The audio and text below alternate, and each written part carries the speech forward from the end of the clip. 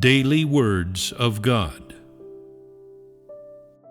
God incarnate of the last days has come chiefly in order to speak His words, to explain all that is necessary to the life of man, to point out that which man should enter into, to show man the deeds of God, and to show man the wisdom, omnipotence, and wondrousness of God. Through the many ways in which God speaks, man beholds the supremacy of God, the magnitude of God, and moreover, the humility and hiddenness of God.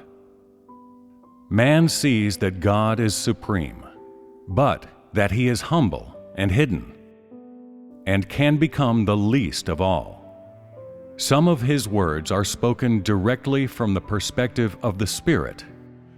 Some of His words are spoken directly from the perspective of man. And some of His words are spoken from the perspective of the third person.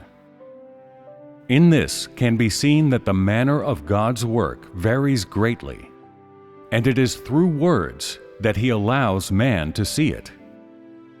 God's work during the last days is both normal and real.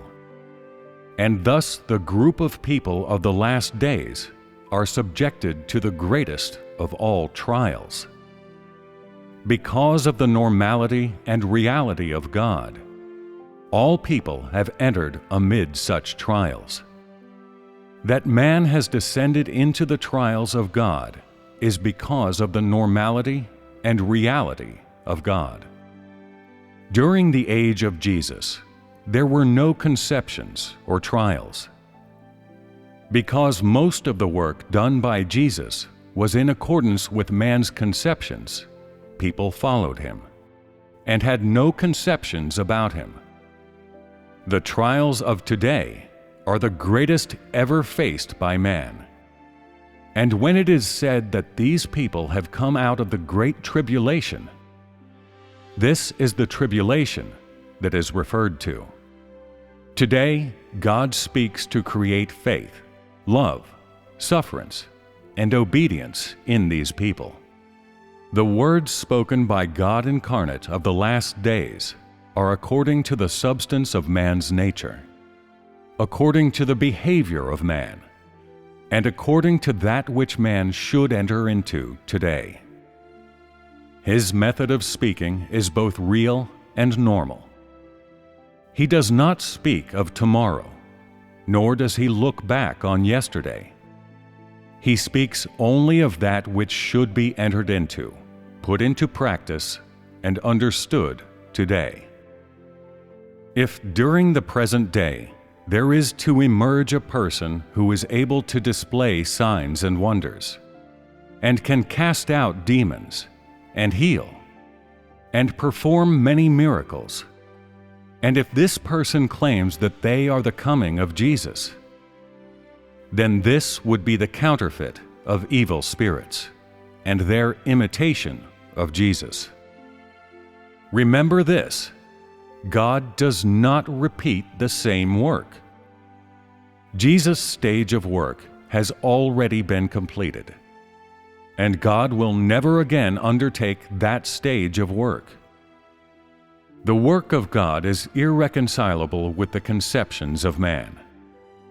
For example, the Old Testament foretold the coming of a Messiah, but it turned out that Jesus came, so it would be wrong for another Messiah to come again. Jesus has already come once, and it would be wrong if Jesus were to come again this time. There is one name for every age, and each name is characterized by the age. In the conceptions of man, God must always display signs and wonders, must always heal and cast out demons, and must always be just like Jesus. Yet this time, God is not like that at all.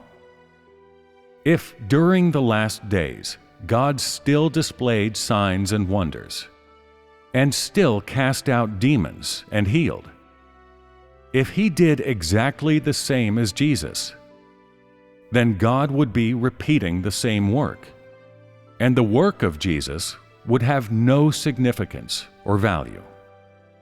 Thus, God carries out one stage of work in every age. Once each stage of his work has been completed, it is soon imitated by evil spirits. And after Satan begins to follow on the heels of God, God changes to a different method. Once God has completed a stage of his work, it is imitated by evil spirits. You must be clear about these things. Why is the work of God today different to the work of Jesus? Why does God today not display signs and wonders, not cast out demons, and not heal? If Jesus' work were the same as the work done during the age of law, could he have represented the God of the age of grace? Could Jesus have completed the work of crucifixion? If, as in the age of law, Jesus had entered into the temple and kept the Sabbath, then he would have been persecuted by none and embraced by all. If that were so, could he have been crucified? Could he have completed the work of redemption? What would be the point if God incarnate of the last days displayed signs and wonders like Jesus?